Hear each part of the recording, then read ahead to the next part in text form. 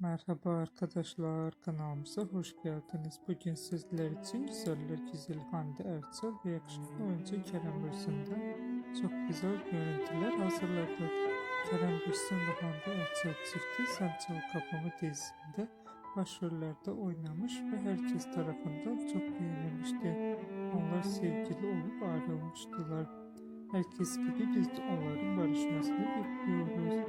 Biz de sizler için onların en güzel ve en romantik karelerini hazırladık. Bu videoların devamı gelmesi istiyorsanız kanalımıza abone olup yorum yazmayı unutmayın. Kanalımızda daha birçok video bulabilirsiniz. Bizi izlemeye devam edin.